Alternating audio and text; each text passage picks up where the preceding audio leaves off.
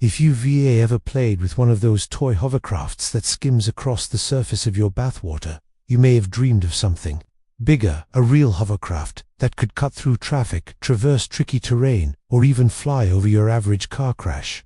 Well, for a while, this dream seemed possible. There was a time when giant hovercraft was seen as the future of transportation.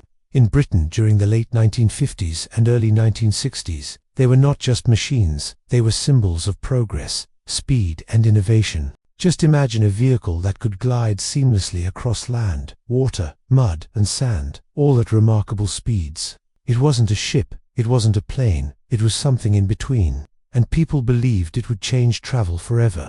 So how did hovercraft come to rule the waves? Hovercraft operate on a principle that feels more like aviation than traditional marine engineering. At their core, they use powerful fans to force air downward, creating a cushion of air beneath the vehicle. This cushion allows the hovercraft to hover slightly above the surface, reducing friction and letting it glide smoothly. To move forward, propellers or jet engines provide thrust, pushing the craft across any surface in its path. It's a design that combined the best of aircraft and boats, an invention that felt years ahead of its time. The first step towards these giant marvels came from earlier experiments. One key figure was Russian scientist and engineer Alexei Yershov, who conducted early experiments with hovercraft in the 1920s. His work, along with the research of German inventor Ludwig von Rumpler and French aviation pioneer Paul Cornu, laid some of the groundwork for what would come later. The first breakthrough came in 1959, when the world witnessed the first practical hovercraft that could carry passengers across a body of water.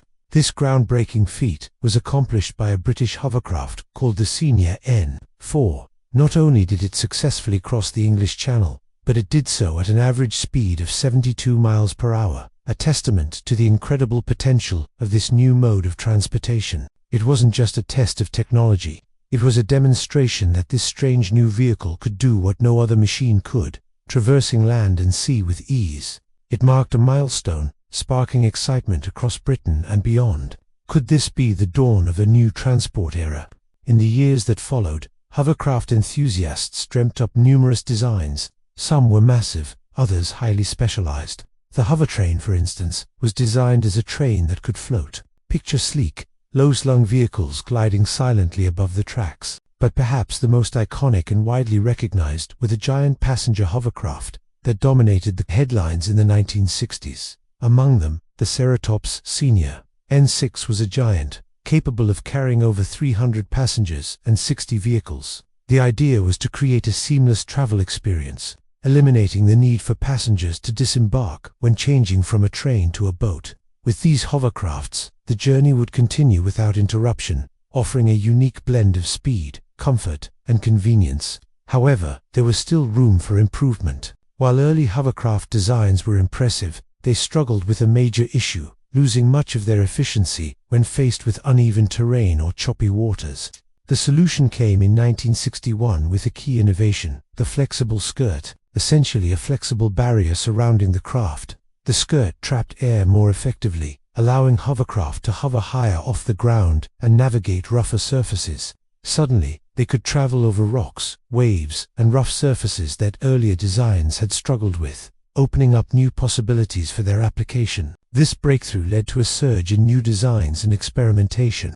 By the mid-1960s, hovercraft fever had swept across Britain. In 1962, Britain's first purpose-built passenger terminal for hovercraft opened on the Isle of Wight, marking a significant step towards incorporating hovercraft into everyday travel. These grand ambitions attracted a lot of public and private investment, and hovercraft companies flourished. One prominent player was the British Hovercraft Corporation, founded in 1958 by a group of engineers and businessmen led by the visionary Alan Robbins. The company's main product, the BHC Air Cushion Vehicle, or BAV, was designed to be fast, efficient, and versatile, capable of operating on both land and sea. These giant white vehicles with their distinctive blue trim became a familiar sight on Britain's waterways, shuttling passengers between coastal towns and cities. The roar of their engines and the sight of them skimming across the waves became synonymous with the era. Another notable player was the Ceratops Company, a name synonymous with innovation and excellence in hovercraft technology. Established in 1957, The company was at the forefront of hovercraft development, pioneering designs that pushed the boundaries of speed, capacity, and endurance. The Ceratops Senior N6 was not just a marvel of engineering, but a symbol of British ingenuity and craftsmanship. Its construction involved intricate details, precision engineering, and rigorous testing, reflecting the company's commitment to quality and safety. But perhaps the most iconic image of this era was the Channel Tunnel Hoverport, a joint venture between the British and French governments. Opened in 1964, the tunnel was not just a transportation hub, but a symbol of international cooperation and the boldness of post-war Britain.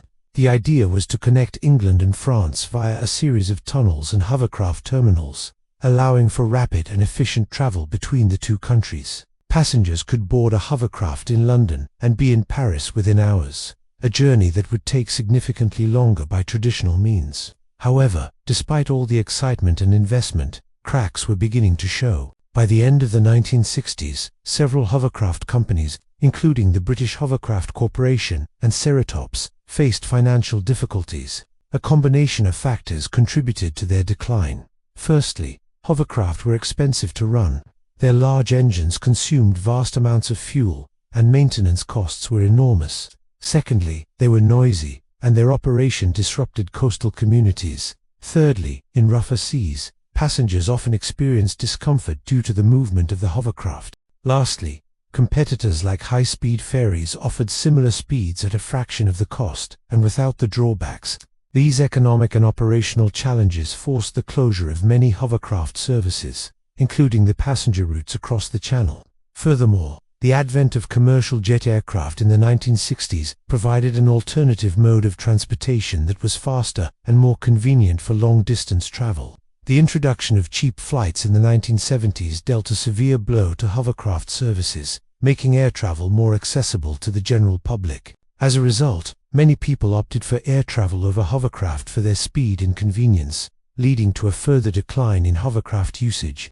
Today, hovercraft are still in use, but only in specialized roles such as search and rescue, military operations, and reaching areas where neither ships nor planes can go. So why did hovercraft fail to live up to their promise? The answer lies in the complexities of innovation and the challenges of scaling new ideas. While hovercraft showcased remarkable advancements in engineering and design, they faced economic and logistical hurdles that ultimately limited their widespread adoption.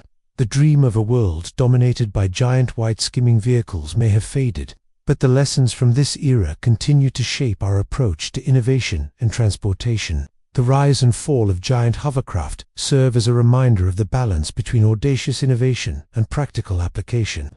The story of giant hovercraft is both inspiring and cautionary. It shows us the promise of innovation, but also the challenges of making new technology practical, affordable, and sustainable.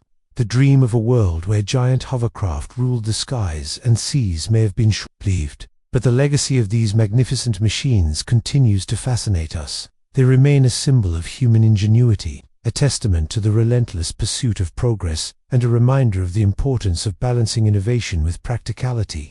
For a moment in time, Britain's giant hovercraft captured the imagination of the world, and though they have largely disappeared, their legacy lives on, a reminder of a bold experiment in engineering and of a future that never quite arrived. If you enjoyed this video, make sure to give it a thumbs up. Subscribe for more engaging historical tales, and stay tuned for more stories that bring the past to life. Thanks for watching.